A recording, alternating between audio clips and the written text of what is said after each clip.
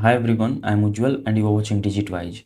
In this video, I'm going to show you how to set communication limits for a child's Mac. So, communication limit is one of the parental control feature available in screen time. It lets parents to control who a child can communicate with through messages, FaceTime, phone or iCloud contact. Instead of blocking those apps completely, you can decide whether your child can communicate with everyone, only saved contact, or a more limited group of people. You can even use a different communication rule during normal screen time and during downtime, giving you much more better control over when and with whom your child can communicate. So if you'd like to configure these limits on your child's Mac, here's how you can do it. First, click on the Apple logo and then choose System Settings. Now in the left side pane, go to Screen Time and then go to Communication Limits. And under During Screen Time section, choose the communication rule that fits best for your child. You can allow communication with everyone, with contacts only, and contacts and group with at least one contact. Now scroll down to During Downtime section, and here you can see the option as you have selected in During Screen Time section. If you have selected everyone in During Screen Time,